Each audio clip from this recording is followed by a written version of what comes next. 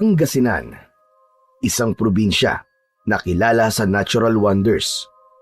Dito rin matatagpuan ang mga kuweba, bundok, at syempre pa, ang magagandang white sand beaches, maging ang 100 Islands na kilalang tourist attractions. Syempre pa, ang probinsyang ito ay hindi rin pahuhuli sa mga kakatuwang kwento at kababalagan dahil ito ay bahagi ng mayamang kultura ng lahi natin. Mga alamat at kwentong bayan na sinasabing hinabi mula sa tunay na mga pangyayari at nagpasalin-salin. Kaya alamin natin ang isang bahagi ng kwentong maaaring totoo o galing sa mayamang imahinasyon ng ating mga ninuno. Nagtungo sa tabing ilog ang mag-asawang Lolo Simon at Lola Inga para manghuli ng isdang tabang na kanilang maiulam. Naging maswerte sila kahit paano ng araw na yon dahil aabot din sa 6 na pirasong isda ang kanilang nahuli gamit ang talakob. Sapat na yon para maiulam nila hanggang bukas. Naunang umahon sa ilog si Lola Inga. Dahil may nakita pang isda si Lolo Simon, ay susubukan niyang hulihin yon bago sila ganap na umuwi. Subalit laking gulat ng matandang babae dahil nang magawi siya sa mabatong bahagi ng ilog, ay meron siyang nakita roon. Isang babaeng nakahandusay na tila wala ng buhay, ang sanhi ng pagkagulat niya. Napasigaw siya at tinawag ang pangalan ng asawang si Lolo Simon. Mula naman sa may pangpang ng ilog ay narinig ni Lolo Simon ang sigaw ng kanyang asawa. Nag-alala ito kaya nagmamadali itong umahon ng tubig at pinuntahan si Lola Inga. Dinatnan ni Lolo Simon ang asawa na takot at hindi malaman ang gagawin. Agad itong nilapitan ng matandang lalaki at pinakalma. Tama na! Tama na, Inga! Nandito na ako! Tama na! Tingnan mo! Tingnan mo! May patay! May babaeng patay! Hindi siya patay, Inga. Wala lang siyang malay. Gumagalaw ang gawing bahagi ng kanyang tiyan. Tignan mo! Humihinga pa siya. Talaga bang humihinga pa siya? Oo. Halika. Lapitan natin. Huwag tayong lumapit sa kanya! Bakit naman? Kailangan niya ng tulong. Baka mamaya, halimaw yan, isang aswang o isang maligno at bigla tayong atakihin. Nako, Inga, huwag kang mag-alala. Akong bahala. May itak akong dala rito. Hindi sasantuin ng bagong hasa kong itak ang kahit na anong halimaw. Halika na, lapitan natin. At mukhang nangangailangan siya ng tulong. Kawawa naman. Ayaw ni Lola Inga na lumapit sa babaeng walang malay, pero mas matapang si Lolo Simon, kaya siya ang nauna. Alalang-alala naman ang matandang babae. Simon, mag-iingat ka! Tinawag ni Lolo Simon ang asawa at pinalapit. Ayaw pa rin sana ni Lola Inga, pero napilitan na rin ito. Dahil nakita naman niyang walang nangyaring masama sa asawa, hindi rin nagbago ang anyo ng babae na nakahandusay. Kailangan niya ng tulong, Inga. Saka tignan mo itong kanyang tiyan. Parang buntis siya. Ama ka. Kaya kung tutulungan natin siya, hindi lang isang buhay ang tutulungan natin, kundi 2. Maya-maya pa, gumalaw ang kamay ng babae. Nagkaroon na ito ng malay. Simon! Humanda ka na! Nagkakamalay na siya, oh! Baka sumunggab bigla! Ano ka ba naman, Inga? Mukhang hindi naman siya masama eh. Hanggang sa ganap na ngang nagkamalay ang babae, napakunot ang noo at nakatingin na may pagtataka sa 2 matanda na kanyang kaharap. Sino kayo? Nasaan ako? Ako si Simon. At ito naman ang asawa kong si Inga.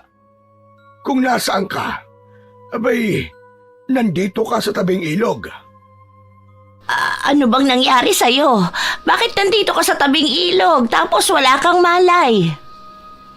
Tahimik na napabuntong hininga ang babae. Hindi pa niya handang sabihin sa mag-asawa ang mga nangyari at ang kanyang karanasan kung bakit umabot siya sa ganoong sitwasyon. Kung hindi ka pa handa para ipaalam sa amin yon, nais lang naming malaman ang pangalan mo. Christina, yun po ang pangalan ko. Taga saan ka ba? Hindi ko po matandaan.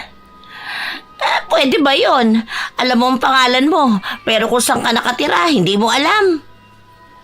Baka nga naman nakalimutan niya, Inga. Paano natin siya matutulungan? Kung hindi niya alam kung taga saan siya, paano siya maihahatid? Kung hindi niya alam kung taga saan siya, pwede sigurong doon muna siya sa bahay natin. Oy, Simon! Ano bang sinasabi mo?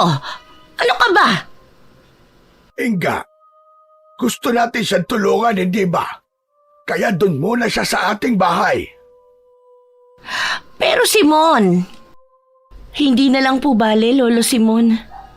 Paano ka kung wala kang matutuluyan? Hindi na natin problema yon, Simon. Inga, ramdam kong mabuti siyang tao. Sa kakawawa naman, buntis pa siya. Kailangan niya ng tulong natin. Iniisip ko lang ang kaligtasan natin. Sabi ko nga sa'yo, akong bahala. Saka hindi mo ba naiintindihan? Ang ilog ang dahilan kung bakit nawala ang anak natin. Kinuha siya ng ilog, hindi ba? Kaya ito din ang nagatid sa atin ng taong makakasama natin kapalit ng namatay dating anak. Biglang natahimik si Lola Inga. Tama nga naman ang asawa nito.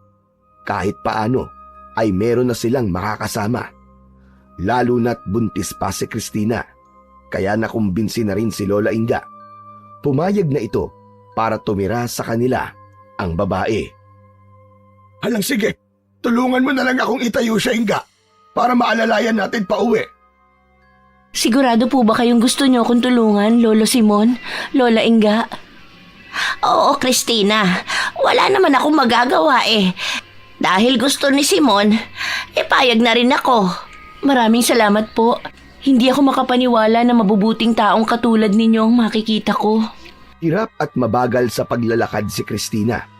Dahil napansin nilang tila may pinsala at masakit sa paa nito. Pero pinagtiyagaan na lang nilang alalayan hanggang makarating sila sa kanilang bahay.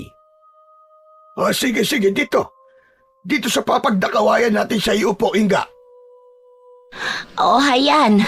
Naririto ka na sa bahay namin. Maraming salamat po talaga sa inyo. Ang babait po ninyo. Inga, mukhang nagugutom itong si Christina. Ipaganda mo kaya na makakain. May natira pa tayo kanina, hindi ba? Christina, okay lang ba sa'yo kung yung natira namin pagkain kaninang umaga ang kakainin mo? Okay lang po yun. Ang mahalaga po'y meron. Ipinaghanda ni Lola Inga ng pagkain si Christina.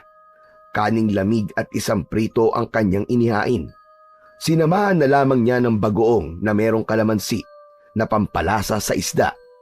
Saglit lang ay naubod agad ni Christina ang inihandang pagkain sa kanya.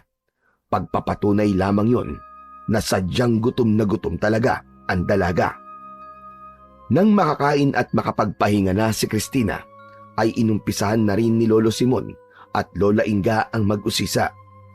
Dahil hindi naman maaari na kupkupin nila ito na wala silang alam tungkol sa pinagdaanan nito. Kailangan meron silang malalaman kahit bahagya lang. Ang nais lang namin ay makilala ka ng gusto, Christina. At matulungan ka na rin. Kaya huwag ka sana magagalitan kung may ilang bagay kaming itatanong. Naiintindihan ko po kayo, Lolo Simon. Taga saan ka ba talaga, Iha? Taga kabilang bayan po ako, Lola Inga. Napadpad po ako dito sa lugar nyo na Baryo Pulang Lupa para lumayo ng malayong malayo. Yun din ang utos sa akin ng aking asawa. Pinalayo ka ng asawa mo? Opo, at para iligtas ang aming anak. Bakit? May nais pumatay sa aming dalawa. Naku naman, Sus Mariosep!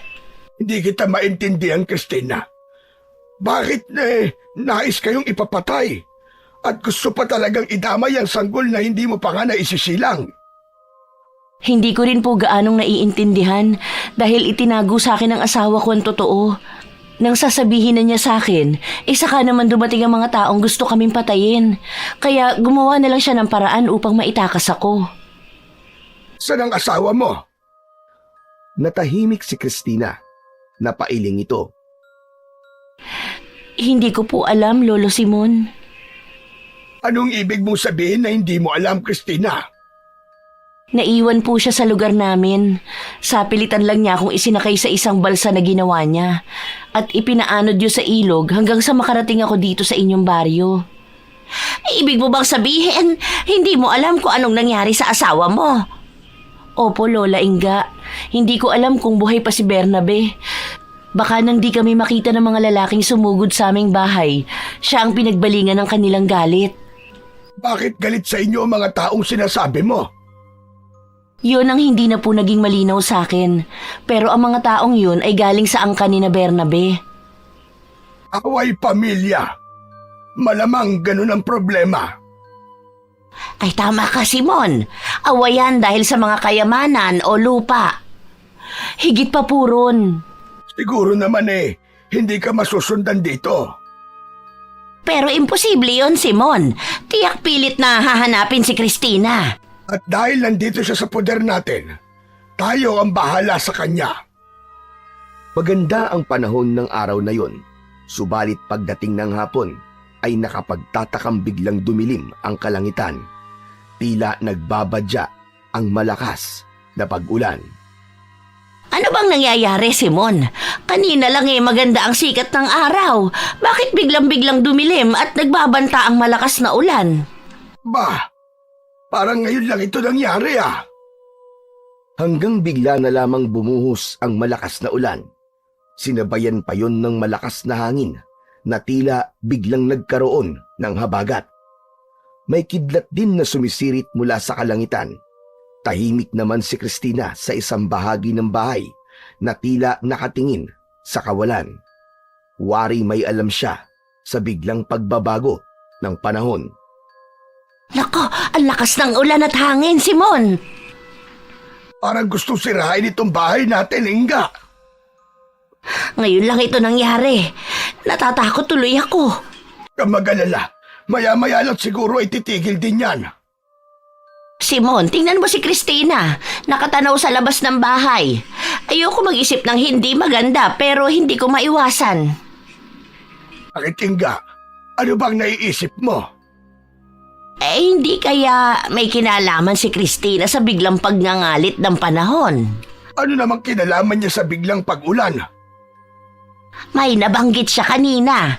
Kaya siya napadpad dito ay dahil meron siyang tinakasan. Yung gustong pumatay sa kanila ng anak niya.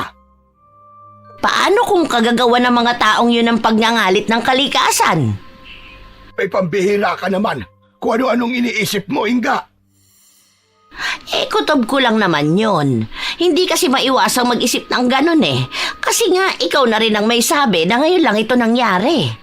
Tumigil din ang malakas na ulan at hangin na halos wasakin ang bahay ni na Lolo Simon at Lola Inga. Pasensya na po kayo sa mga nangyayari. Aba, bakit tumihingi ka ng pasensya, Christina? Alam ko po kasi na baka iniisip niyong ako ang dahilan bakit naging masungit ang panahon at nagalit ang kalikasan. Sa palagay mo ba'y may kinalaman ka doon? Hindi ko po alam, pero sabi niyo nga po, ngayon lang nangyari yun. Hindi. Kalimutan mo na yung Christina. Ang mahalaga walang masamang nangyari sa atin. Lalo na sa iyong ipinagbubuntis. Gaya ng ibig mangyari ni Lolo Simon, ay pinanindigan na nila ang pagkupkup kay Christina. Sapagkat nagdadalang tao ito at maayos nila itong inalagaan. Ibinigay ang mga kailangan, lalo na ang masusustansyang pagkain para sa sanggol na ipinagbubuntis. Basta kailangan kainin mo lagi ang mga prutas na dala namin, ha? Oo nga, Christina. Para isilang mong malusog ang iyong anak. Siyempre, magiging apo namin. Di ba, Inga? Oo naman. Basta apo namin yan, ha, Christina? Siyempre po. Kasandali lang. Kailan ka nga ba manganganak? Hindi ko rin po alam. Pero mukhang malapit na siyang manganak, Simon. Nakikita ko sa mukha niya at sa laki ng tiyan. Parang ang bumaba na ang laki ng kanyang tiyan. Ibig lang sabihin, malapit na siyang magsilang. Ang totoo ay yun din ang nararamdaman ni Christina, na nalalapit na siyang magsilang dahil sa madalas na paggalaw ng sanggol na nasa kanyang sinapupunan. Tila nagpapahiwatig ito na nais na niyang lumabas sa mundo. Minsan isang gabing mahimbing na natutulog si Christina nang maalimpungatan siya dahil may kung anong tila tumutusok sa kanyang tiyan. Pagdilat ng kanyang mata ay una niyang nabungaran ang tila mahabang alambre na ibig tumusok sa kanyang malaking tiyan. Napapitlag siya sa pagkagulat at napabangon, kasunod ng hagikgik na narinig niya mula sa bubong ng bahay. Aswang! May aswang! Biglang napasigaw si Christina, kaya nagising sina Lolo Simon at Lola Inga, na agad bumangon at dinaluhan ang babaeng buntis. Kitang-kita ng mag-asawa ang nakalawit na mahabang dila ng aswang. Tik-tik! May aswang na tik-tik na umatake! Gusto niya sipsipin ang dugo ng sanggol ni Christina. Lolo, tulungan niyo po ako! Mag-alala, Christina. Akong bahala. Malilintikan sa akin ang tik-tik na yan. Nagmamadaling nagtungo sa kusina si Lolo Simon at mabilis na kinuha ang kanyang itak na laging bagong hasa. Hinahanap ng tik-tik na yun ang kanyang kamatayan. Abay talagang tatagpasan ko ng dila yang hayop na yan. Nang makabalik si Lolo Simon, ay agad hinagilap ang nakalawit na mahabang dila ng tik-tik. Sinunggaban yun ng matandang lalaki at pinutol. Nagkikikislot pa na tila mahabang uod ang naputol na dila ng tik-tik. Umigik at pumalahaw naman ang aswang na tik-tik na naputulan ng kanyang dila. Maya-maya pa, may malakas na bagay na lumagapak sa labas ng bahay. Bumagsak mula sa bubong ng bahay ang tik-tik na nagwawala dahil sa pagkaputol ng dila. Agad itong pinuntahan ni Lolo Simon. Titiyakin na niya ang kamatayan ng aswang. Kaya lang nang labasin niya ito, ay wala na ang halimaw. Nakalayo na ito sa takot na tuluyang mamatay sa talim ng itak ni Lolo Simon. Yung nangyari kagabi, Simon, malamang may kinalaman pa rin yun sa mga naikwento sa atin ni Christina. Naisip ko nga rin yan, Inga. Alam na nila na dito nagtatago si Christina. Anong gagawin natin? Dahil kung talagang alam na nila, maaaring sa susunod na araw ay may dumating na naman ditong kung anong halimaw o kampo ng kadiliman. Kaya nga ngayon ko lang muling mapapakinabangan ng bagay na matagal ko nang itinago. Akala ko ba ayaw mo nang gamitin yon? Sabi mo gusto mo na ng tahimik na buhay. Oo nga, Inga. Kaya lamang, sa nangyayari ngayon, paano tayo matatahimik kung may nanggugulo sa atin? Dala yun sa atin ni Christina. Huwag mo na siyang sisihin, Inga. Tinanggap natin siya at pinatuloy natin. Kaya may obligasyon na tayo sa kanya ngayon. Isa pa, kawawa naman ang bata. Hindi ba sabi mo nga apo na natin siya? Oo naman. Sabi ka kung magkaroon ng apo. Dahil hindi yun naibigay sa atin ng ating anak sapagkat maaga niya tayong iniwan. Kaya nga, hindi natin maaaring pabayaan si Christina. Kundi baka mapahamak din ang ating magiging apo. Halay, sige ka. Naunawaan ni Lola Inga ang kanyang asawa, kaya hindi na lang siya nakialam pa. Lalo na kung para yun sa kaligtasan ng sanggol na isisilang ni Christina. Nang araw ding yon, ay kinuha at inilabas ni Lolo Simon ang 2 agimat na minana pa niya sa kanyang mga magulang.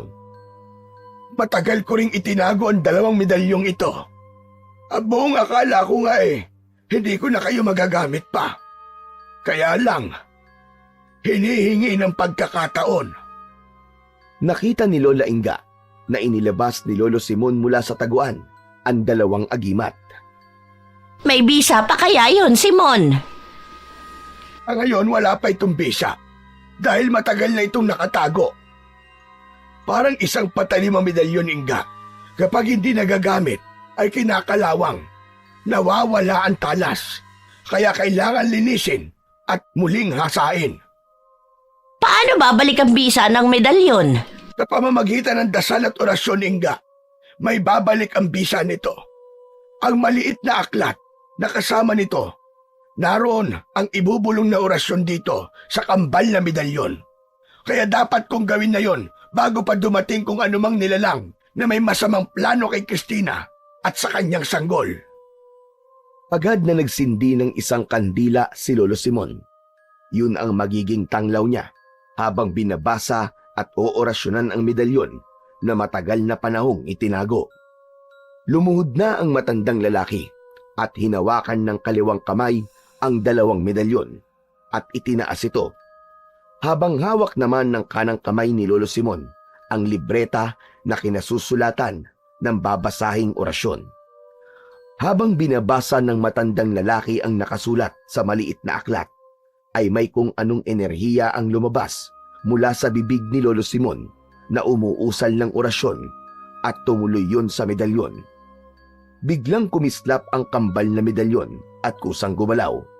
Pahiwatig yun na aktibo na muli ang agimat. Magkakaroon na ito ng bisa sa sandaling gamitin ito ni Lolo Simon. Tapos na sa ginagawang orasyon ang matandang lalaki nang makarinig siya ng isang daing na tila nahihirapan. Daing yun ni Cristina. Tatayo pa lang sana siya mula sa kanyang pagkakaluhod nang biglang lumapit sa kanya ang kanyang asawa. Simon, tulungan mo kami! Dali! Inga, ano ba nangyayari? Parang nahihirapan si Cristina. Manganganak na siya! Eka, saan tayo hahanap ng hilot? Sa kabilang baryo pa yun. Ako na ang bahala. Kahit paano marunong ako dahil dating hilot ang lola ko. Sigurado ka bang kaya mo? Oo, kaya ko. Magpainit ka na lang ng tubig at linisan mong mabuti ang iyong itak. Gagamitin natin yon para pamputol ng inuna ng sanggol. Sigurado kang kaya mo, ha? Oo, sabi. Sige na, magpainit ka na ng tubig at babalikan ko na si Cristina. Pagkahalong pangamba at kasabikan ang nararamdaman ni Lolo Simon habang nagpapainit ng tubig. Maya-maya pa ay bigla niyang narinig ang pag-uha ng sanggol na isilang na ni Cristina ang anak nito, ang apo nila ni Inga. Aalisin na sana ni Lolo Simon sa kalan ang iniinit na tubig nang marinig niya ang pagsigaw ni Lola Inga. Humihingi ito ng tulong. Ano nangyari? Dahil nasa tinig ni Lola Inga ang takot at pagkagulat, kaya ang agad na hinagilap ni Lolo Simon ay ang kanyang matalas na itak. Saka nagmamadaling pumasok ng kwarto kung saan nagsilang si Cristina. Hindi makapaniwala ang matandang lalaki dahil nakapaligid kina Lola Inga at Cristina na noon ay nangihina pa ang iba't ibang uri ng maligno at aswang. Simon, tulungan mo kami! Maawa kayo! Lubayan niyo na kami! Huwag niyo kukunin ang aking anak! Nagang isang grupo pa kayo nagpunta rito, mga damuho kayo!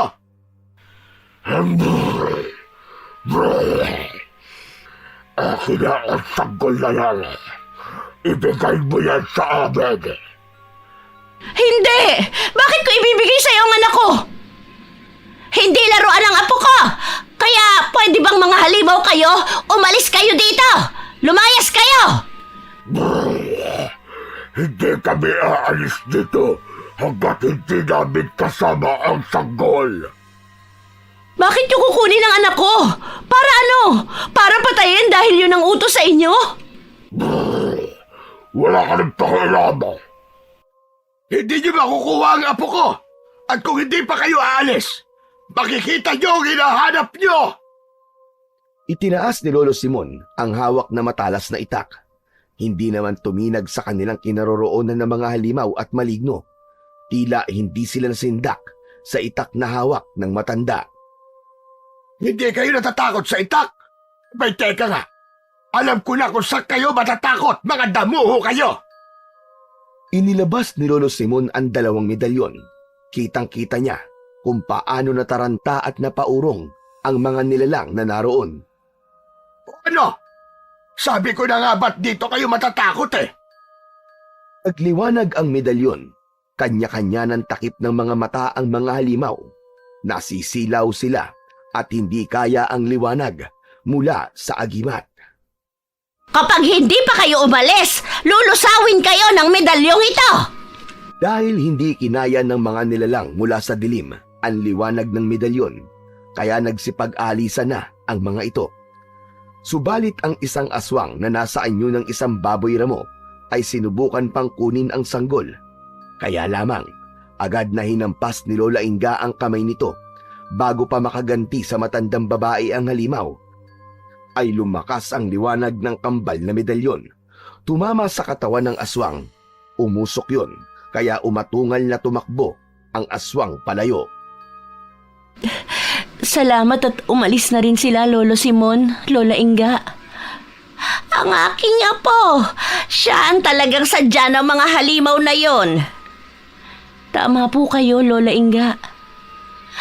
Ano bang nangyayari sa'yo, Christina? Ayos ka lang ba? Opo, okay lang po ako. Medyo nanghihina lang. Ano nga bang meron ang iyong anak, Christina? Bakit ibig nilang kunin? Hindi ko po talaga alam, Lolo Simon. Pero malamang ang mga nilalang na narito kanina ay mga inutusan lamang. Ganon. Dapat nating doblehin ang pag-iingat. Biglang umiyak ang sanggol. Saka pa lamang nila naalala na may nakakabit pang puso dito. Kaya pinutol yun ni Lola Inga gamit ang matalas na itak ni Lolo Simon. Isang malusog na batang lalaki ang anak ni Christina. Kaya lamang, wala silang nakahandang pangalan para sa sanggol. Ito nga palang ipapangalan natin sa kanya. Ay, oo nga pala. Christina, may naisip ka na ba? Wala pa po, Lola Inga. Wala kayong maisip. Ako na lang ang magbibigay ng pangalan sa kanya. Okay lang ba sa'yo yon, Christina? Opo, Lolo Simon. Kayo na po ni Lola Inga ang bahala. Teka, sandali. Ano bang magandang pangalan? Aha! Alam ko na! May naisip na ako. Tanggol. Tatawagin natin siya sa pangalang Tanggol. Bakit naman tanggol, Simon? Alam mo kasi, totoo niyan, Inga eh. Iba ang nararamdaman ko. Mukhang isinilang nakakaiba ang batang ito. Maraming hindi pangkaraniwang nangyayari mula nang dumating si Christina. Tapos nang magsilang siya, dahil sa anak niya naisipan kong gamitin uli ang pagiging antingero ko. Kaya Tanggol ang ipapangalan ko sa bata dahil ipapasa ko rin sa kanya ang aking taglay na agimat. Kaya siyang magiging tagapagtanggol laban sa kampon ng kadiliman. Tama. Tama, Simon. Christina, okay lang ba sa'yo kung Tanggol ang itawag natin sa kanya? Nakatulog na yata siya. Sandali. Teka. Aba, parang hindi siya natutulog, Inga. Tinapik-tapik at niyugyug ni Lola Inga si Christina. Hindi ito gumagalaw, kaya mas nilakasan pa niya. Subalit nanatiling walang kibo ang babae. Pinakiramdaman at tiningnan ang pulso nito. Simon, hindi na siya humihinga. Mo, kanina lang ay kausap natin siya. Hindi na talaga siya gumagalaw. Patay na si Christina. Hindi makapaniwala ang 2 matanda sa nangyari. Isinilang lang nito ang anak at agad ding iniwan. Kaya magkakaroon ng tuwirang obligasyon at pananagutan sina Lolo Simon at Lola Inga sa sanggol na iniwan ni Cristina. Dahil malayo ang sementeryo sa lugar na yon, ay gumawa na lang ng malalim na hukay malapit sa kanilang tinitirhan si Lolo Simon. Doon na lamang nila inilibing ang labi ni Cristina. Dahil malayo ang kanilang mga kapitbahay, kaya wala ring alam ang mga ito sa mga nangyari. Kapag kawala ng ina ng bata, ay naobliga sina Lolo Simon at Lola Inga na gumawa ng paraan upang may gatas na ipadede kay Tanggol. Sa simula ay talagang nahirapan ang dalawang matanda sa pag-aalaga ng bagong silang na sanggol. Subalit pinagtiyagaan nila yon. Isa pa, masaya naman sila sa pagkakaroon ng batang aalagaan. Nagkaroon ng sigla ang kanilang bahay at natupad ang pangarap nila na magkaroon ng tatawaging apo. Habang lumalaki si Tanggol, ay hindi pa rin nila maipaliwanag ang mga kakatwang pangyayari. Tag-araw noon, nang magkaroon ng malakas na ulan, kaya halos ay binaha ang kanilang lugar. Tila ba nais ng pangyayaring yon na malunod ang sanggol, subalit buong ingat siyang inilagaan at iniligtas ng mag-asawa. May mga pagkakataon din na may kung anong mabangis na hayop ang bigla na lamang nag-aantabay sa labas ng bahay. Inaabangan nito na walang kasama ang batang si Tanggol dahil may pinaplano ang hayop na hindi maganda sa bata. Ilan lamang yun sa mga nakikita ng mag-asawa, kaya naman naging mahigpit ang pag-aalaga at pagbabantay nila sa kanilang apo. Hanggang sa lumipas pa ang maraming taon, umabot na sa edad na 10 taon si Tanggol na walang masamang nangyari dito. Habang lumalaki ang bata, ay makikita dito ang kakaibang lakas at tapang. Unti-unti na rin siyang sinanay ni Lolo Simon para gamitin ang medalyon na ipinagkatiwala niya sa bata. Sa akin na po ba talagang kwintas na to, Lolo Simon? Oo, apo. Bigay ko na yan sa'yo. Para saan po ba ito? Marami kang pwedeng paggamitan dyan. Hanggang nasa iyo ang kambal na medalyon, ay mapoprotektahan ka niyan at ililigtas ka sa anumang panganib. Talaga po? Oo, Tanggol. Kaya dapat ay ingatan mo yang maigi. Wag na wag mo yang hahayaang makuha sa'yo ng kahit na sino, lalo na ang ibang uri ng nilalang. Anong nilalang po, Lolo? Masasamang nilalang, apo. Masamang nilalang na pangit. Mga halimaw na aswang at mga maligno. Si Lolo talaga oh. Kung ano-ano pong sinasabi niyo eh. Apo, totoong may mga nilalang na iniluluwa ng dilim. Mga halimaw na walang ibang kayang gawin kundi ang maggasik ng kasamaan. Huwag na huwag kang papayag na magtagumpay sila sa kanilang masasamang balak. Opo, Lolo Simon. Tatandaan ko po. Kaya huwag na huwag mo ring aalisin ang kambal na medalyon sa iyong katawan. Wala pong tanggalan? Kapag aalis ka ng bahay.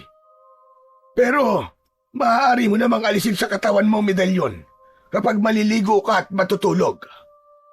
Okay po. Tatandaan ko po yan, Lolo Simon. Abay dapat lang. Dahil maaari kang malagay sa panganib kapag napalayo ang kambal na medalyon sa katawan mo. Samantala, sa isang lugar na kung tawagin ay Villa Montesillo, karatig bayan lamang, ay hindi maganda sa pandinig ni Lucrecio ang kanyang nalaman. Si Lucrecio ang pinuno ng mga aswang at iba pang alagad ng kadiliman. Sa kanya nagmumula ang utos sa mga nangyayaring pag-atake ng mga aswang at paglusob ng iba't ibang maligno sa kung saang lugar. Hindi dapat aabot sa ganito ang lahat. Kung noon pa man ay pinaslang na siya. Natatakot ka ba, Lucrecio? Walang kinatatakutan ng isang supremo na kagaya ko, Bernabe. Sinasabi mo lang yan dahil ang gusto mo ay makita nilang matapang ka. Pero ang totoo, may taglay ka rin kahinaan, Lucrecio. Ano bang sinasabi mo, Bernabe? Hindi ako mahina. Kahit ano ay kayang-kaya kong gawin. Si Lucrecio at Bernabe ay magkapatid na kambal, anak ng isang babaylan at engkanto, ngunit magkaibang-magkaiba ang kanilang katauhan. Si Lucrecio ay nagtataglay ng pusong mainggitin na piniling maging masama at makipagkasundo sa kadiliman para sa kanyang ambisyon. Yun ay ang maging malakas at makapangyarihan. Si Bernabe naman ay simple lamang ang pangarap, magkaroon ng masayang pamilya at payapang buhay. Kaya nga nang makilala niya si Cristina, ay inakala niyang magiging payapa na ang kanyang buhay sa piling ng babaeng minahal, kasama ang kanilang magiging anak. Subalit hindi ganon ang nangyari. Sapagkat walang babaeng may lakas ng loob na magmahal kay Lucrecio dahil sa masamang ugali nito, kung kaya kinainggitan niya ng magkaroon ng kasintahan ang kakambal na si Bernabe, lalo na nang maging asawa nito si Cristina at magdalang tao ito. Dahil alam ni Lucrecio na ang magiging anak ng kanyang kakambal na si Bernabe at asawa nitong si Cristina ang magiging banta sa kanya, ang batang isisilang nito ang maaaring pumutol sa kanyang pagiging supremo ng kadiliman. Ito ang hahadlang sa kanyang kasamaan. Sa simula pa lang ay alam na ni Lucrecio na mangyayari yun. Kaya lamang, hindi niya maaaring patayin ang kanyang kakambal dahil ang kamatayan nito ay magiging kamatayan rin niya. Kaya nang mag-asawa ito, ay pinagtangkaan niyang patayin si Cristina at ang ipinagbubuntis nito. Subalit nagawan yun ng paraan ni Bernabe at itinakas ang kanyang asawa. Naiwan si Bernabe sa Villa Montesillo upang ikulong. Yun ang paraan upang maingatan ang buhay nilang dalawa. Dahil nga sa kabila ng pagiging magkaibang tao, ang buhay nila ay iisa lamang, magkarugtong sa isa't isa. Ang kamatayan ni Bernabe ay magiging kamatayan din ni Lucrecio. Hanggang kailan mo ba ako ikukulong dito, Lucrecio? Hanggang sa gusto ko, Bernabe. Hanggat hadlang ka sa mga plano ko. Ayoko na natuluyan ka maging masama dahil kapatid kita. Kakambal pa kita. Ito ang buhay na gusto ko. Dahil sa pagiging masama, makukuha ko lahat ng gusto ko. Pinapanginoon ako ng kahit na sino. Nagiging sunod-sunuran sa akin ng kahit na anong elemento ng dilim. Pero, huwag mo rin kalilimutan na kahit gaano ka pakatayog, kahit gaano ka pakalakas, ay may katapusan pa rin yan. Hindi yan totoo. Walang katapusan ang kapangyarihan ko. Baka nakakalimutan mo, Lucrecio. Hawak ko rin ang buhay mo. Kapag gusto kong matapos na ang kasamaan mo, sa isang iglap, ay mangyayari yon. Kapag nagpasya akong kitlin ang sarili kong buhay. Hangal ka ba? At sa tingin mo ay matatakot mo ako?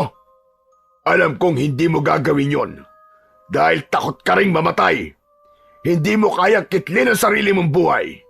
Dahil labag yon sa paniniwala mo. Napakatuso mo talaga. May katapusan pa rin ang kahambugan at pagmamalabis mo. May nakalaan para maging katapat mo, Lucrecio. May kukontra sa'yo. Yan ang iyong tatandaan. Kung sino man siya, wala siyang magagawa. Dahil ako lang ang pinakamalakas at hindi ako pababayaan ng espiritu ng kadiliman na pinagsanglaan ko ng aking kaluluwa. Nilamon ka na talaga ng iyong kabuktutan, Lucrecio. Ganap mo nang niyakap ang maging masama, ang maging supremo ng kadiliman, ang mamuno sa mga masasamang aswang at maligno. Kung naging ganito man ako, dahil na rin yon sa mga magulang natin, Bernabe. Matagal na silang wala. Ba't kailangan idamay mo pa? Sapagkat kung ano man ako ngayon, dahil na rin yon sa kanila, sa ipinaramdam nila sa akin. Ano ba sinasabi mo? Kambal nga tayo, Bernabe. Subalit hindi sila naging patas sa pagtingin sa ating dalawa. Hindi yan totoo. Ikaw lamang ang nag-iisip niyan. Hindi ako tanga. At lalong hindi ako manhid para hindi ko maramdaman ang lahat ng mga nangyari. Lucrecio, Masyado mo lang binibigyan ng ibang kahulugan ang ginawa ng ating mga magulang. Mula nang magkaisip tayo, Bernabe, ikaw na lang palagi ang mahusay. Ikaw na lang palagi ang matalino. Ikaw ang mabait. Ikaw ang maaasahan. Ikaw ang mapapakinabangan. At ako, hindi. Lahat ng papuri ay para lamang sa'yo. At sa akin, ano ba nakita nila? Puro mali. Puro kabuktutan. Puro hindi maganda. Palpak ako. Sablay ako. Mahina. Mapurol ang utak. Ganun nila ako ituring, Bernabe. Lagi nila tayong pinagkukumpara. Ang gusto lang nila nun ay magsumikap ka. Gawin ang pinakamahusay na magagawa mo. Hindi para maliitin ka. Ang problema sa'yo, tinignan mo kasi yun sa maling paraan. Kahit na, pero yun pa rin ang ginawa nila. Pakiramdam ko, aping-api ako. Kaya nga nakipagkasundo ako sa kadiliman para makuha ang lahat na gusto ko. Ang maging malakas at makapangyarihan. At hindi naman ako biligo. Kaya hanggang sa mamatay ang mga magulang natin, nagdaramdam sila at nalulungkot sa ginawa mo. Dahil sa halip na matuto ka, lalo ka nagpakasama. Labis nilang ikinalungkot yon hanggang sa kanilang kamatayan. Kamatayan nila na ako rin mismo ang nagplano. Ano? Bakit, aking kakambal? Nakagugulat ba ang sinabi ko sa'yo? Ibig sabihin, ikaw ang pumatay sa kanila? Bernabe, magulang ko pa rin sila, kaya hindi ko sila kayang patayin. Pero sabay silang pinatay ng isang maligno. Oo, at ako ang nagplano at nag-utos sa kanya. Inutusan ko ang maligno para patahimikin sila dahil punong-puno na ako. Sa tuwing nakikita ko sila, bumabalik lahat ng naging pagmamaliit nila sa akin. Ipinagawa ko sa isa kong alagad ang pagkitil sa kanilang buhay sapagkat hindi ko yun kayang gawin. Hayop ka! Napakasama mo talaga, Lucrecio! Demonyo ka! Matagal ko nang alam yan. Ngayon naman, dahil di mo ako magagawang patayin, ang mag-ina ko naman ang pinahanap mo para paslangin. Dahil sa gabal sila. Teka nga pala, hindi ka ba nasasabik na makita sila? Bakit? Kung sasabihin ko bang sabik ako makita sila, bibigyan mo ako ng pagkakataon? Pwede. Palalayain mo ko? Hindi nakasagot si Lucrecio, subalit meron siyang malalim na iniisip. Maaari niyang gamitin ang kanyang kakambal upang makita kung nasaan ang asawa nito, maging ang kanilang anak. Mas magiging madali ang paghahanap ko sa kinaroroonan ni Cristina at ng kanilang anak. Mas magiging madali rin para iligpit sila. May mga inutusan na akong kampon para sila hanapin at paslangin. Subalit nabibigo sila. Ano bang iniisip mo, Lucrecio? Hindi mo pa sinasagot ang tanong ko sa'yo. Huwag ka nagmamadali. Nag-iisip pa ako. Kapag pinagbigyan mo ko, tatanawin ko yung malaking utang na loob sa'yo, Lucrecio. Samantala, sa lugar ng dalawang matanda na nagpalaki kay Tanggol, ay ikinakabahala ni Lola Inga ang naging desisyon ni Lolo Simon na ganap ng paalagaan at ipaubaya sa bata ang kambal na medalyon. Teka, ano bang kinakatakot mo, Inga? Poprotektahan ng medalyon si Tanggol. Alam mo naman na ang medalyon ay humahatak ng iba't ibang masasamang elemento. Sabi ko na yun sa apo natin, kaya hindi siya dapat maging kampante. Hindi kaya inilagay mo lamang ang apo natin sa panganib? Kayanin niya yun, Inga. Isa pa, dapat ngayon pa lang kailangan niya ng masanay. Saan? Nakikita ko na may malawak pa siyang responsibilidad at pananagutan. Kaya dapat na siyang maganda. Sana nga'y tama ang naging pasya mo, Simon. Ayoko lang na may mangyaring masama sa ating apo. Matagal natin inasam na magkaroon ng apo kaya masakit kung mapapahamak siya. Iisip ka kasi ng hindi maganda eh. Ano ba ang dapat kong isipin? Yung positibo dapat. Ang isipin mo, magiging malakas at matapang si Tanggol para harapin ang kahit na anong makakasagupa niya. Dahil sa pagtataglay ni Tanggol ng kambal na medalyon, gaya ng dapat mangyari, naging malapit sa kanya ang iba't ibang problema na dapat niyang malagpasan. Dahil may mga pagkakataon na naglalakad siyang mag-isa at may kung ano siyang nararamdaman, katulad sa pagkakataong yun. Teka, parang may sumusunod sa akin ah. Huminto si Tanggol, nakiramdam ang bata. Kung sino ka man na sumusunod sa akin, ano bang kailangan mo? Patitinis na tawanan ang narinig ni Tanggol, subalit walang nagpapakita sa kanya. Magpakita kayo sa akin! Sino ba kayo? Gusto ko kayong makita! At nagpakita nga kay Tanggol ang mga nilalang na lumikha ng matitinis na tawanan. Mga maliliit na nilalang yun at katulad ng tiyanak. Subalit nasa anyo yun ng aso. Mga sigbin ang tawag sa mga ito. Pinaniniwala ang mga alaga ng aswang. Hindi na ikinagulat ni Tanggol ang mga ganoong uri ng nilalang. Unti-unti niya nang nakakasanayan ang pagpapakita ng iba't ibang nilalang ng dilim mula nang taglayin niya ang kambal na medalyon. Kayo pala ang mga yun eh. Teka, bakit ganyan ang tingin niyo sa akin? Ano bang atraso ko sa inyo? Hep, hep! Umayos kayo ah! Bago pa matapos ang pakikipag-usap ni Tanggol sa mga sigbin, ay umatake ang mga ito. Pinuntirya ng mga ito na kunin sa kanya ang medalyon. Kaala nyo alam ko ang gusto nyo, ang kambal na medalyon na bigay sa akin ni Lolo Simon.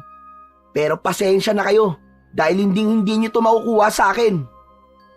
Walang ibang armas si Tanggol, kaya agad siyang humagilap ng kahoy na gagamiting sandata. Kapag nahawakan niya ang kahit na anong matigas na bagay na maaari niyang gawing armas, ay nagiging matigas ito na gaya ng isang solidong bakal.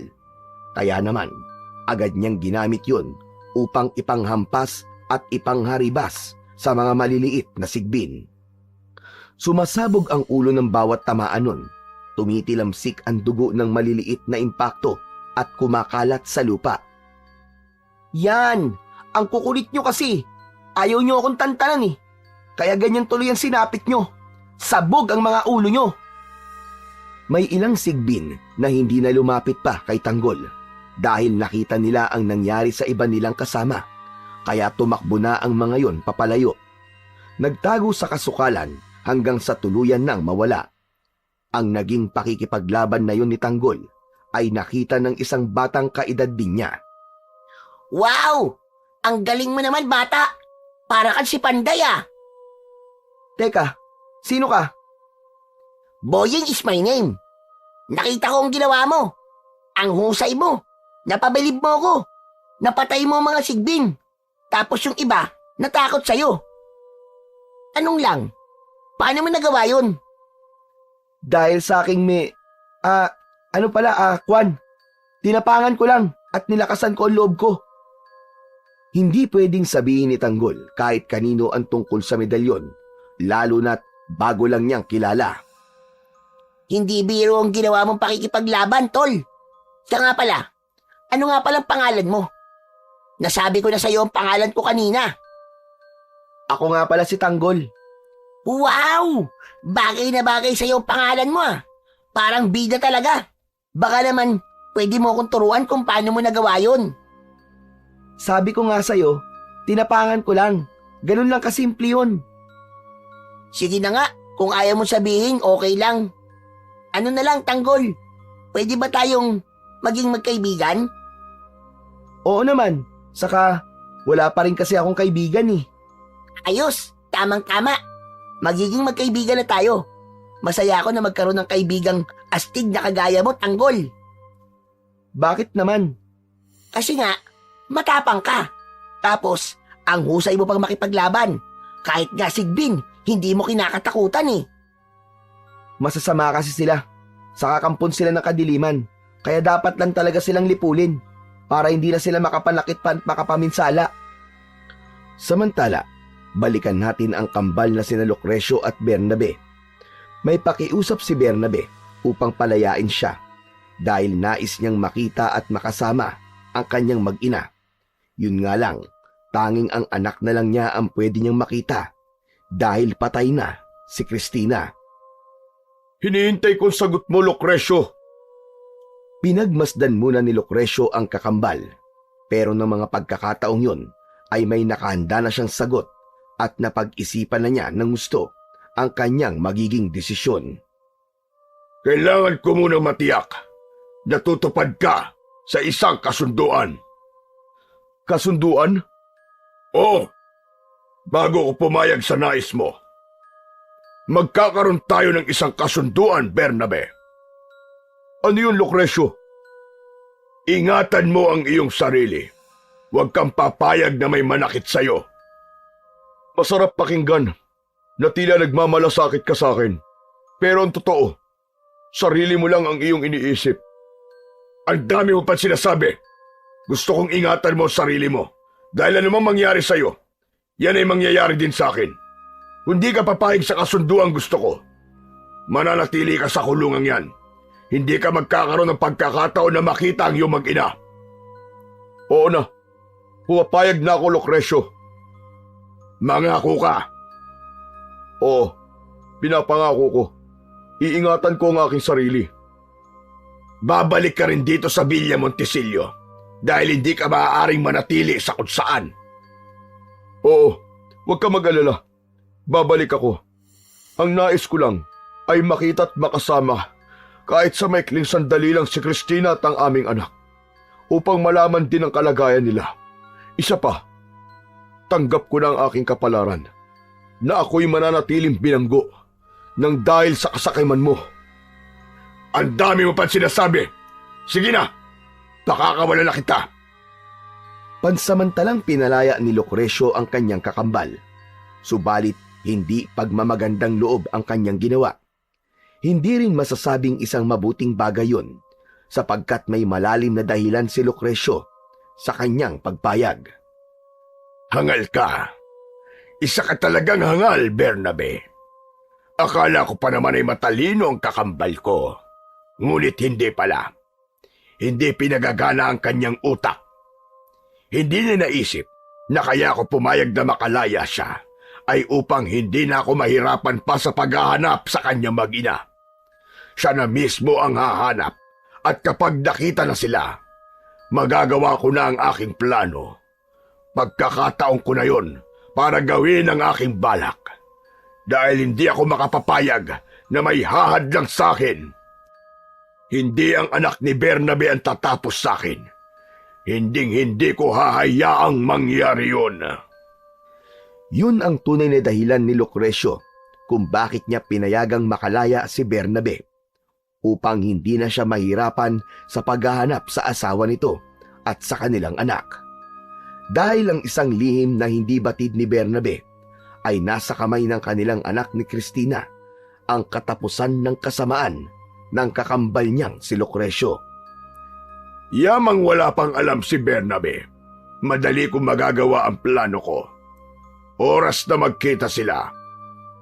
Yun na rin ang pagkakataon ko upang pakilusin ko muli ang aking mga alagad. Ang kunin ng bata at sa aking kamay siya mamatay. Sa pansamantalang kalayaan ni Bernabe ay agad niyang binalikan ang lugar na kung saan niya dinala si Cristina bago pa sila nagkahiwalay. Yun din ang gagawin niya upang dalhin siya ng tadhana sa lugar na inaasahan niyang kinaroroonan ng babaeng kanyang minahal. Sa ilog na yon kung saan ay hinayaan niyang tangayin ng agos si Cristina, kaya ganun din ang kanyang ginawa. Sumakay siya sa isang balsa na kanyang ginawa. Ang ginawang yun ni Bernabe ay hindi naging lingid kay Lucrecio. Nag-utos siya sa mga nilalang nakampon ng kadiliman. Hindi sila nakikita ni Bernabe, subalit nasusubaybayan ng mga ito ang bawat kilos ng lalaki. Samantala, mula nang makilala ni Tanggol si Boying at naging madalas ang pagsasama ng dalawang bata, bukod sa kanilang paglalaro ay nagtutungo rin sila sa ilog upang mamingwit ng isda o kaya naman gamit ang talakob upang makapanghuli ng pang-ulam. Marunong nang gumamit noon si Tanggol dahil tinuruan siya ng kanyang lolo Simon. Tuwang-tuwa naman ang dalawang bata nang may mahuli silang mga isda. Ayos na to, Boying. Matutuwa na si lolo at lola nito. May pang-ulam na kayo, Tanggol. Ano ka ba? May pang-ulam na tayo. Paghahatian natin tong isdang nahuli natin. Talaga, Tanggol? Bibigyan mo ko? Oo naman. Pinaghirapan natin yan eh. Tama na siguro tong huli natin. Pwede na to. Oo, umuwi na tayo para maipaluto ko na kay Lola Ingatong isda. Akala ko ba bibigyan mo ko? Oo nga, pero mas mabuti yung luto na ang ibibigay ko sa'yo para pag uwi mo, uulamin yun na lang ng tatay mo. Aba, ayos yun ah. Oo nga no. Para hindi na ako mahirapang magluto. Umahon sa tubig ang dalawang bata. Nagtungo na sila sa pangpang ng ilog para kunin ang kanilang gamit na iniwan doon. Kaya lamang, narinig nila na tila kanina pa nag-iingay ang isang aso sa hindi kalayuan. May kasama ka bang aso, Boying? Wala ah. Kanino kayang aso yun? Ang ingay-ingay. Kanina pa tumatahol. Halika, puntahan natin. Iba kasi ang kahul niya eh. Hinanap ng dalawang bata ang kinaroroonan ng asong kanina pa tahol ng tahol. Hindi pa sila ganap na nakakalapit sa asong tumatahol nang mapansin nila na kung anong kinakahulan nito. Napanganga ang dalawang bata sa kanilang nakita. Tanggol, may tao! Tao na nasa pangpang ng ilog. Nalunod yata. Halika, tulungan natin. Baka buhay pa eh. Nagmamadali ang dalawang bata na nilapitan ang taong nasa pangpang. Pinagtulungan nila itong buhatin upang alisin sa tubig. Kawawa naman siya. Anong gagawin natin sa kanya, Tanggol? Mukhang buhay pa siya. Baka nalunod lang. Dito ka lang, Boying. Huwag mo siyang iiwan, ha? Bakit? Saan ka pupunta? Pupuntahan ko lang si Lolo Simon. Hihingi ako ng tulong sa kanya para may uwi itong lalaki na to. Iuwi mo siya sa inyo? Oo, tutulungan natin siya. May sasabihin pa sana si Boying, pero hindi na yun pinansin ni Tanggol. Agad na itong tumakbo papalayo upang humingi ng tulong sa kanyang lolo. Agad naman tumalima si Lolo Simon sa apo nang sabihin nito ang tungkol sa walang malay na lalaking nakita nila sa may ilog. Pinagtulungan nila itong buhatin hanggang sa madala sa bahay ni na Lolo Simon. Pagdating sa bahay ay tumulong na rin si Lola Inga. Buhay pa ang lalaki, alam nilang anumang sandali ay maaaring magkamalay na ito. Siguro may naaalala ka habang pinagtutulungan nyo ni Tanggol na buhati ng lalaking ito. Nga Inga, naalala ko ang ina ni Tanggol. Sa may pangpang din ng ilog natin siya natagpuan. Sino kaya ang taong ito? Malalaman din natin yun mamaya. Napansin nila na tila gumalaw ang kamay ng lalaking kanilang tinulungan. Maya-maya pa ay dumilat na ang mga mata nito. Nakita nito ang dalawang matanda na nasa harapan niya. Sino kayo? Nasaan ako? Kami ang tumulong sa iyo. At nandito ka sa bahay namin, Ginoo. Nalunod ka ba? Nakita ka ng aming apo at ng kaibigan niya sa may ilog. Wala kang malay. Ganun po ba? Ganun nga. Pinagtulungan ka naming buhatin para maiuwi. Nakita ni Tanggol na nagkamalay na ang lalaki, kaya't lumapit siya rito. Wala na noon si Boying, umuwi na ito dala ang isdang niluto ni Lola Inga. Gising na po pala siya. Kumusta po kayo? Okay na po ba kayo? Oo, ayos na ako. Siya nga pala ang apo namin na si Tanggol. Siya ang nakakita sa iyo sa may ilog. Sige apo, para makakain siya. Maraming salamat sa iyo, Tanggol. Walang anuman po yon. Ano nga pala ang pangalan mo, Amang? At taga saan ka? Bernabe po ang pangalan ko. Malayo ang pinanggalingan ko. Salamat na ngalan po at nakarating ako dito. Kung malayo po ang pinanggalingan nyo, tsak nagugutom na po kayo. Lola, bibigyan ko po siya ng pagkain. Salamat, Tanggol. Sige po, Mang Bernabe. Ikukuha ko lang po kayo ng kanin sa kaulam. Alam nyo po, kami po ng kaibigan ko nang huli ng isda ng ulam namin ngayon. Pero si Lola Inga po nagluto. Talaga? Opo, sige po. Kukunin ko lang po para makakain na po kayo at matikman niyo po ang masarap na luto ni Lola Inga sa isdang nahuli namin. Masayang nagtungo sa kusina si Tanggol dahil ibig niyang ipagmalaki ang isda na kanilang nahuli.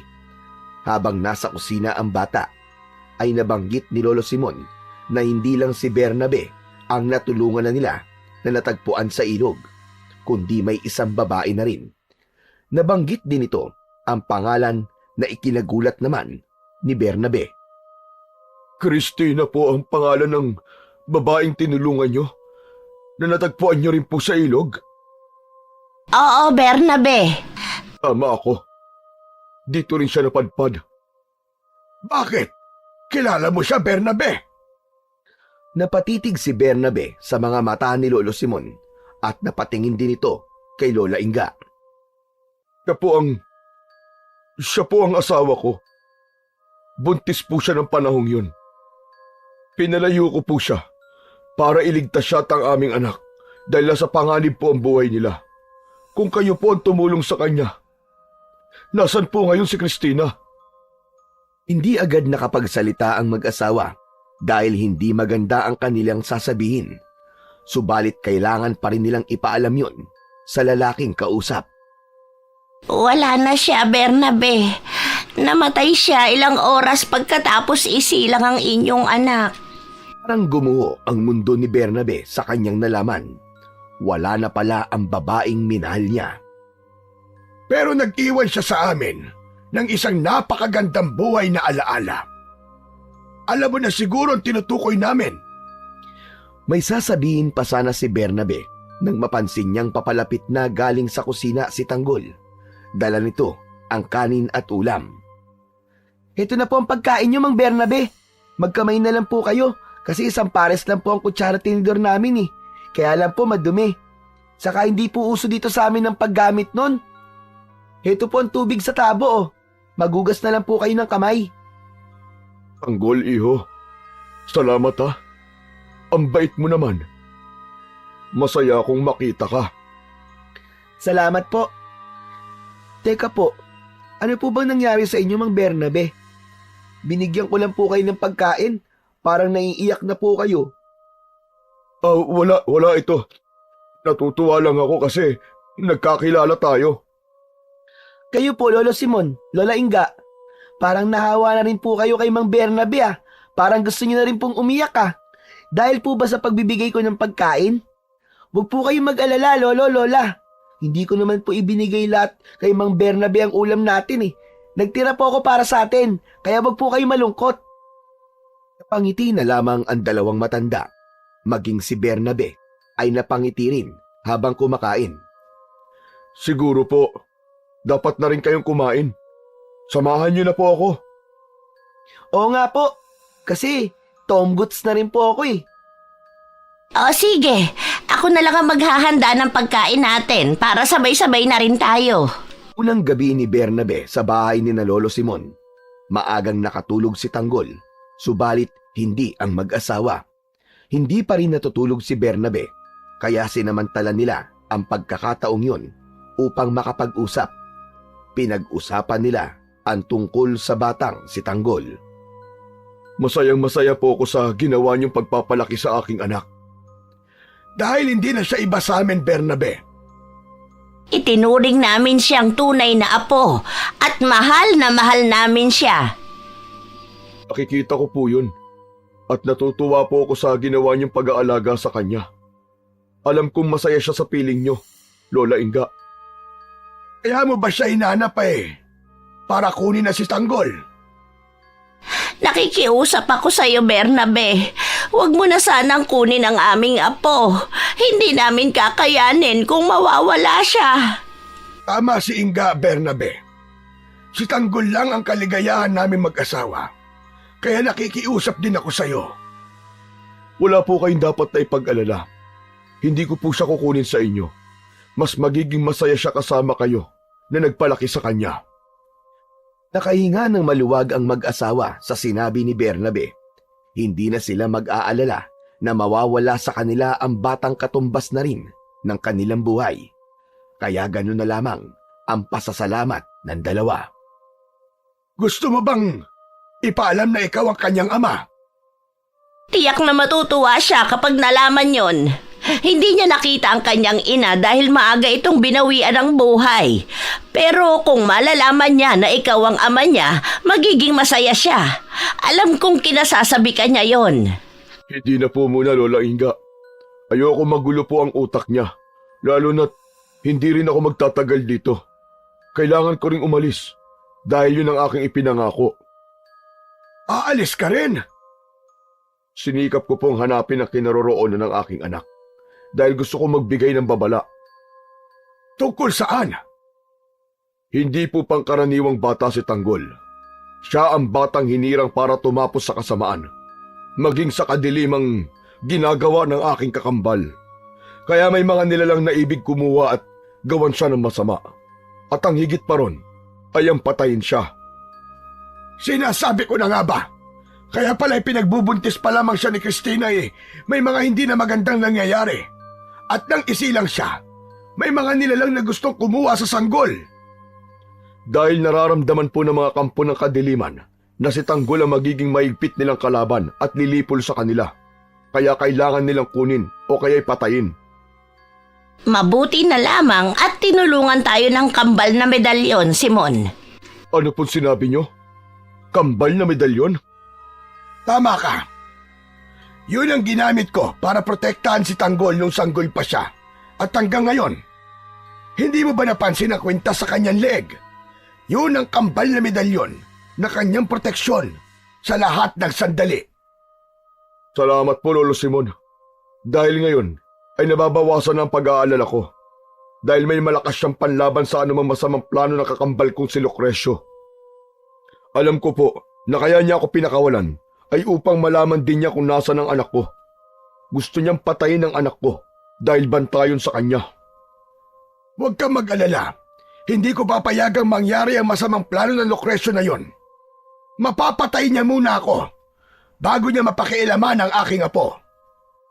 Samantala, sa Villa Montesillo na kinaroroonan ni Lucrecio ay naghahanda na ito para sa kanyang planong pagsunod kay Bernabe.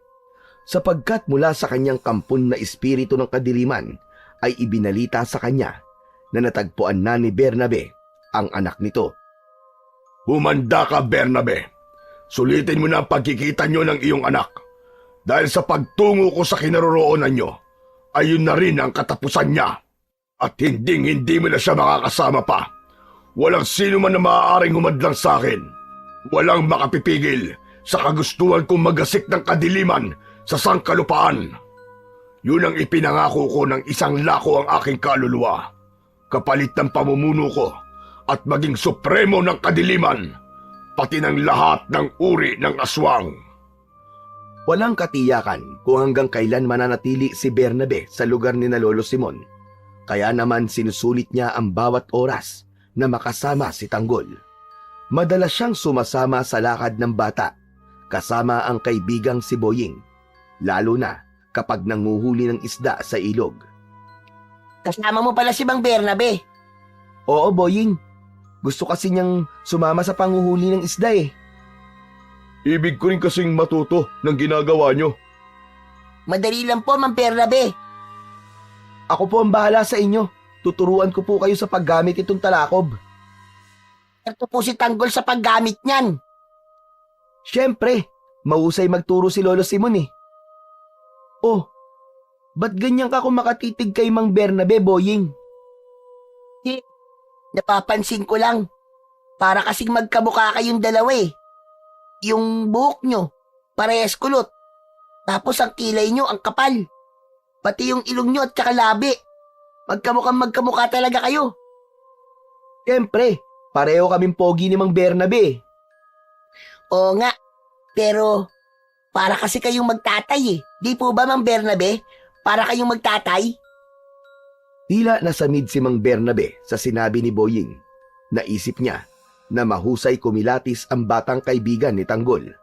Nakita nito ang kanilang pagkakapareho. Dahil totoo naman lahat ng sinabi ni Boying. Napansin din yun ni Bernabe na marami silang pagkakapareho at pagkakatulad ni Tanggol. Pwede nga lang na maging tatay ko na lang si Mang Bernabe. Ayos lang sa akin yun. Payag po ba kayo, Mang Bernabe? Tatawagin ko po kayong Tatay Bern. Oo naman. Payag na payag. Saka gusto ko yun. Tatay Bern. Mahaba po kasi ang pangalan niyo eh. Kaya Tatay Bern na lang po. May kung anong lumundag sa puso ni Bernabe sa sinabi ni Tanggol. Kasiyahan ang naging hatid nun sa damdamin ng lalaki sapagkat tinawag siya ni Tanggol na tatay. Oh, hayan, Tanggol. Hindi ka na maiinggit sa akin kasi may tatay ka na. Madali lang pala natin mahanap ang tatay mo eh. Sa ilog lang pala eh. Tama ka, Boying. Sige na nga, manguli na lang tayo ng isda para may ulam tayo mamaya.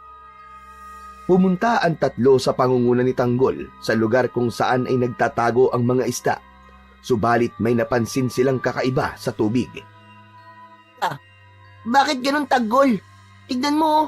Parang kumukulo ang tubig dito sa ilog. Oo nga no. Ngayon lang nangyari yan ah. Di maaari. Natuntun nila ako. May sinasabi po ba kayo, Tatay Bern? Lalong lumalakas ang pagkulo. Para may kung anong gustong lumitaw. Nako, bumalik na muna tayo sa pampang ng ilog. Baka may kung ano dyan sa nag-iingay na tubig. Humakbang ang tatlo pabalik ng pangpang nang gulatin sila ng isang nilalang na biglang lumitaw mula sa ilalim ng tubig. Isang dambuhalang maligno galing sa tubig. Meron itong malaking bibig at maraming mga mata. 4 ang kanyang mga kamay. Tanggol! Anong klaseng halimaw yan? Huwag kayo matakot. Akong bahala. Lumilikha ng nakakatakot at nakabibinging ingay ang halimaw na galing sa ilalim ng tubig. Ibinuka nito ang malaking bibig at binugahan sila ng tubig. Ang lamig ng tubig! Pinapaliguan niya tayo! Yak! Kadiri! Galing sa bibig niya ang tubig! Baka hindi pa siya nagtututbrush kasi ang dilaw ng malalaki niyang ngipin! Ang daming tartar! Gilan mo kami, halimaw. Akala mo yata matatakot kami sa'yo. Alam ko, napakawala ka ni Lucrecio. Umatungal ang halimaw. Tumigil ito sa pagbuga ng tubig. Gumalaw ang 4 na kamay. Agad na dinakma nito si Bernabe. Bitiwan mo ako. Baka hindi mo kilala ang kinakalaban mo. Bago pa dakmain si Boying ay napatakbo na ito palayo kasama si Tanggol. Tanggol! Anong gagawin natin? Kinuha ng malignong halimaw na yun si Mang Bernabe! Walang niya talaga ang halimaw na yun. Ginagalit niya ako. Teka, saan ka pupunta? Kailangan ko siyang harapin. Ililigtas ko si Tatay Bern. Magpapakamatay ka ba? Hindi mo kaya yun! Kakayanin ko siya. Hindi ako pababayaan ng kambal kong medalyon. O sige, tuloy mo yan, Tanggol. Harapin mo ang nagyayabang na halimaw. Ipagtanggol mo kami, Tanggol. Oy, halimaw! Bitiwan mo ang Tatay Bern ko. Kundi, may paglalagyan ka. Lalong umatungal ang halimaw. Ipinakita na hindi siya nababahala sa hamon ni Tanggol. Dumampot ng bato si Tanggol. Bago niya yun ipukol sa halimaw na bumihag kay Bernabe, ay hinawakan muna niya ang kanyang suot na medalyon. Nagliwanag ang medalyon at nagbigay ng kakaibang enerhiya kay Tanggol na gumapang sa kanyang buong katawan. Saka buong lakas na ibinato ni Tanggol ang 2 batong hawak. Magkasunod yun. Tumama ang unang bato sa noo ng halimaw. Halos bumaon ang bato na lumikha ng sugat sa noo nito. Ang kasunod na bato ay saktong pumasok naman sa nakabukang bibig ng halimaw. Tila nabilaukan pa ng malunok ang batong pumasok sa katawan. Nataranta ang halimaw, kaya nabitiwan si Bernabe. Nagmamadali namang lumangoy ito patungo sa pangpang ng ilog. Hindi pa ganap na nakakalayo si Bernabe nang biglang sumabog ang katawan ng halimaw na maraming mata. Upang makaligtas naman sa pagsabog ng halimaw, si Bernabe ay pumailalim sa tubig. Yay! Ang galing mo talaga, Tanggol! Sabog ang halimaw! Tama lang yan sa kanya. Kampon siya ng kadiliman. Ang husay mo! Ang galing ng medalyon mo, Tanggol! Atid na ni Boying ang tungkol sa bisa ng medalyon na laging suot ni Tanggol. Tatay Bern nga pala, nasan? Ayun siya oh, nasa pangpang. Ligtas na. Tumakbo ang dalawang bata papalapit kay Bernabe. Mababakas kay Tanggol ang pag-aalala. Okay lang po ba kayo, Tatay Bern? Oo, okay lang ako. Salamat. Maraming salamat, Tanggol. Napayakap si Bernabe kay Tanggol. Naluluha na nagpasalamat sa pagtatanggol sa kanya. Pambihira. Parang magtatay talaga kayo. May drama pa talagang ganyan eh. Ano ka ba, Boying? Siyempre, nagpapasalamat lang sa akin si Tatay Bern. Siguro, dapat na tayo umuwi. Huwag na muna tayo manghuli ng isda. Palagay ko tama po kayo, Mang Bernabe. Baka mamaya may kasama pa yung halimaw na yun eh. Nakakatakot. Delikado tayo dito. Umuwi na sina Tanggol at Bernabe. Si Boying naman ay humiwalay na rin sa kanila para umuwi na rin. Agad na naikwento ni Tanggol sa kanyang lolo at lola ang nangyari sa ilog. Nagpasalamat na lang ang dalawang matanda dahil walang nangyari sa kanilang apo. Kaya lang, tila hindi matatapos sa ganoong pangyayari ang araw na yon sa buhay nila. Dahil may mga nilalang na dumating at nagpaikot-ikot ng kanilang bahay. Lumilikha ang mga ito ng nakakakilabot na ingay. Inalam yun ni Lolo Simon at gano'n na lang ang kanyang pagkagulat at panghihilakbot nang makita ang iba't ibang nilalang ng dilim na nasa labas ng kanilang bakuran. Napakarami nila! Hindi talaga niya ako titigilan. Anong gagawin natin, Simon? Tsak na kasama nila si Lucrecio. Kailangan kong lumabas para kausapin siya. Sasamahan ko po kayo, Tatay Bern. Apo, huwag na! Sundin mo na lang ang Lola Inga mo. Hayaan mong ako na lang ang haharap sa kanya, Tanggol. Huwag ka mag-alala. Hindi nila ako pwedeng saktan. Wala silang gagawing masama sa akin. Lumabas ng bahay si Bernabe. Gaya ng dapat asahan, naroon nga si Lucrecio.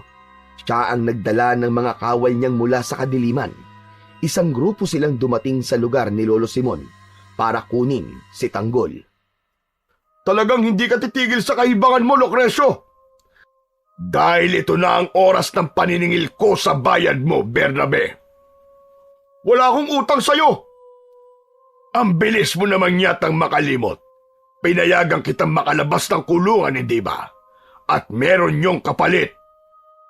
Nakikiusap ako sa'yo. Tama na! Huwag mo siyang idamay. Paanong hindi ko siya idadamay? Kung siya ang batang hinirang natatapos sa akin, ang sisira sa mga plano ko. Sa tingin mo, mananahimik na lang ako at hahayaan ko siyang patayin ako? Wala siyang nalalaman. Ah, ganun pala. Hindi mo pa sinasabi sa kanya.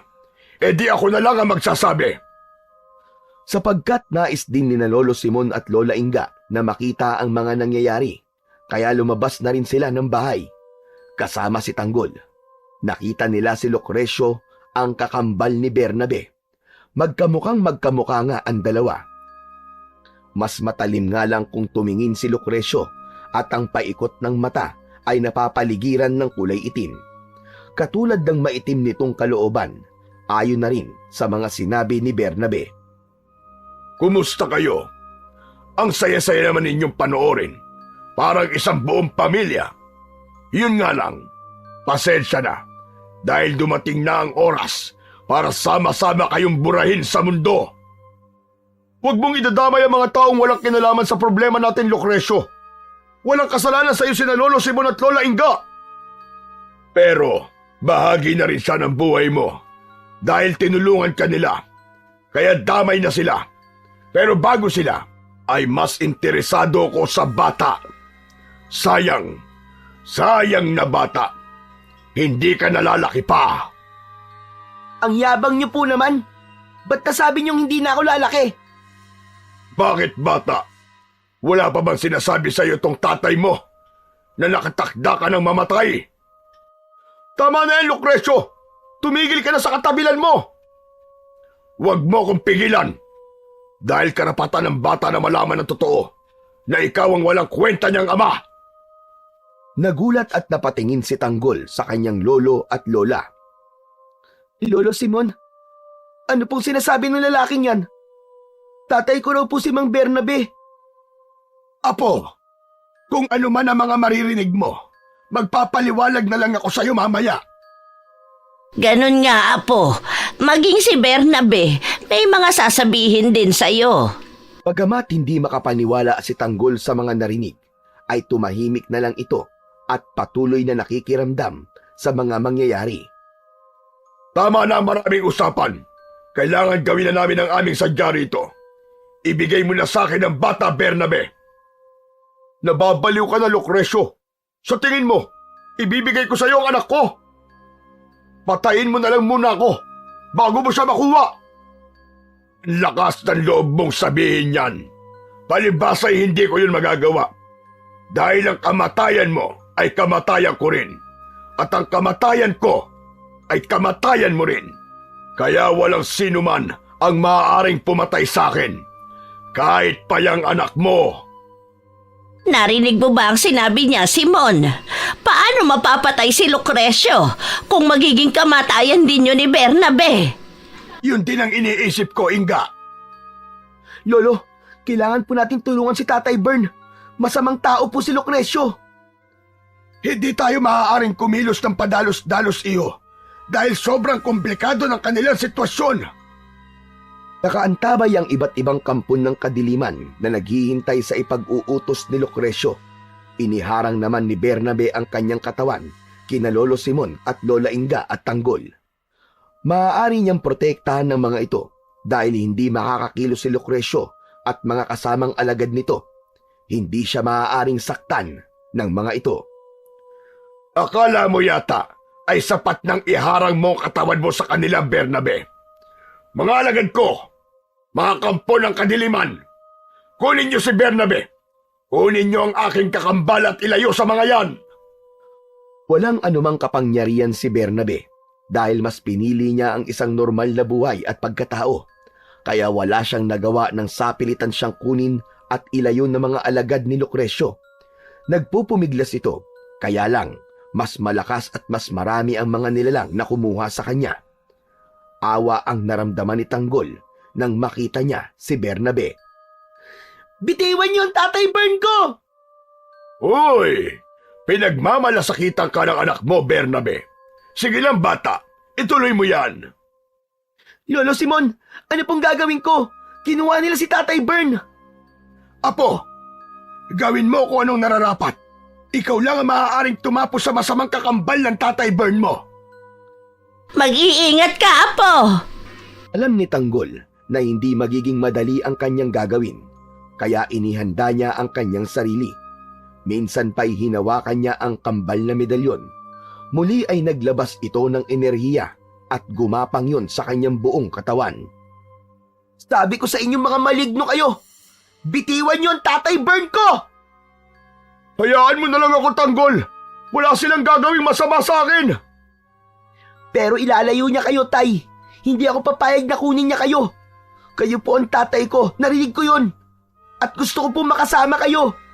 Kaya dapat sa mga malignong yan, ay mawala. Itinaas ni Tanggol ang isa sa kambal na medalyon. Nagliwanag ito at ang nakakasilaw na liwanag ay tila pumasok sa mga mata ng maligno. Umusok ang mga mata nito kaya nagsisigawan sila sa sakit at init na pumapaso sa kanila. Sige pa, Apo! Ubusin mo ang mga malignong yan! Anong ginagawa mo, bata? Bakit meron kang medalyon? Nabitiwan ng mga maligno si Bernabe, subalit hindi pa rin ito ganap na nakatakas dahil mga aswang naman ang kumuha dito. Ayaw talaga nilang pakawalan si Bernabe. Mga nakadidiring aswang naman ang pumigil sa kanya. Ang kukulit nyo talaga ha. Ayaw nyo tigilan ng tatay ko ha. Bitiwan nyo sabi siya eh. Kapag hindi nyo siya pinakawalan, katulad ng mga maligno, may paglalagyan din kayo. Bakit, bata? Anong gagawin mo sa mga alagad kong aswang? Manood ka, mamang masama ang ugali. Tingnan mo ang gagawin ko sa mga alagad mo. Gamit ang kambal na medalyon ay pareho yung itinaas ni Tanggol. Parehong naglabas ng liwanag ang mga ito at nang magtama ang liwanag ay lumikha ng kakaibang uri ng sibat. Sibat na nagliliwanag papunta sa mga aswang. Umaapoy ang bawat aswang na tamaan ng nagliliwanag na sibat. Humihiyaw sa sakit at sumasabog ang katawan ng bawat aswang. Sa nakitang yun ni Lucrecio ay nabahala ito at nataranta. Paano mong nagagawa lahat ng ito, bata? Ikaw nga ba ang anak ni Bernabe? Oo, Lucrecio. Ang batang nakikita mo ngayon ay ang anak namin ni Cristina. Pamangkin mo siya. Wala akong pakialam kung pamangkin ko man siya. Ang kailangan ngayon ay mawala siya sa landas ko. Dapat siyang mamatay. Ang sama mo, Lucrecio. Tito pala kita, pero gusto mo akong patayin. Dahil sa gabal ka sa aking mga plano, bagay na hindi ko hahayaang mangyari. Kaya papatayin mo ako, ganon?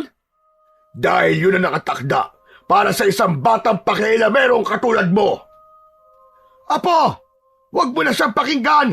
Gawin mo ang nararapat sa isang kampo ng kadiliman na kagaya niya. Bago pa niya magawa ang masama niyang balak. Unahan mo na siya, Apo! Sige, gawin mo ang gusto mo. Gamitin mo medalyon mo para patayin ako. At nang makita mo kung anong mangyayari sa itay mo. Mamamatay din si Tatay Bern. Naturalmente, dahil kambal kami ng tatay mo. Subalit hindi kami karaniwang kambal lang. May hiwaga ang pagiging magkambal namin. Ano mang mangyari sa akin, ay mangyayari din sa itay mo. Tanggol, anak! Huwag mo siyang pakinggan! Tapusin mo na siya para matapos na rin ang kanyang kasamaan! Ayoko po, Itay. Ayoko mamatay kayo. Hindi ko po kaya mawala kayo na ako po may kagagawan. Kung hindi mo gagawin yun, anak, palagi nasa panganib ang buhay mo. Maging ang buhay ng lolo at lola mo. Pero Itay, di ko po kayo kaya mawala. Matagal po ako nanabig sa pagmamahal ng isang ama. Ngayon nakilala ko na po kayo. Ayoko mawala po kayo. Ayoko mamatay kayo. Samantala, nagkakatinginan sina Lola Inga at Lolo Simon na hindi rin alam kung ano ang dapat nilang gawin. Simon, paano natin matutulungan si Tanggol? Guguluhan din ako, Inga. May naiisip ka bang ibang paraan? Hindi kayang patayin ni Tanggol si Lucrecio dahil mamamatay din si Bernabe. May naisip na akong paraan. Pero hindi ko tsak kung may bisa nga ba. Ano yun? Sabihin mo agad kay Tanggol. Naghihintay siya ng tulong mula sa'yo. Umapit si Lolo Simon kay Tanggol at meron itong ibinulong. Aba! Talaga nagbubulungan pa kayo. Tiyakin nyo lang na hindi kayo papalpak. Dahil pare-pareho tayong maglalaho. Dahil ilang dipa ang layo ni Tanggol kay Bernabe, kaya kinuha niya ang atensyon nito. Tinawag niya ang ama. Tumingin si Bernabe sa kanyang anak. Sabay hubad ni Tanggol sa isang medalyon mula sa kanyang leeg at agad na inihagis kay Bernabe. Tatay Bern, saluhin niyo po ang medalyon at isuot niyo sa leeg niyo. Nagpaikot-ikot sa ere ang isa sa kambal na medalyon papunta kay Bernabe. Nasalo naman ito at agad na isinuot. Nakasuot na sa leeg ni Bernabe ang medalyon. Ngayon na, Apo! Itinaas ni Tanggol ang natitirang hawak na medalyon. Teka! Anong pinaplano mo, bata? Anong gagawin mo? Huwag! Huwag mong itutuloy ang binabalak mo! Mamamatay din ang tatay mo! Tila walang narinig si Tanggol na natiling nakataas ang isang medalyon habang hawak niya yon. Lumikha ito ng nakakasilaw na liwanag. Hindi kinaya ni Lucrecio ang liwanag na pumapaso sa kanyang mga mata. Dahil sa nakakapasong liwanag na yon, ay nawalan ng paningin si Lucrecio. Sinamantala ni Lolo Simon ang pagkakataong yon upang kunin ang matalas niyang itak at ibinigay yon kay Tanggol. Kailangan sa kamay ng batang hinirang na si Tanggol mamatay si Lucrecio. Kaya lamang nang ibigay ni Lolo Simon ang matalas na itak, ay nagdalawang isip ang bata.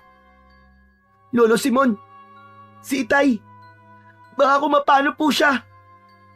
Magtiwala ka sa kapangyarihan ng kambal na medalyon, Apo.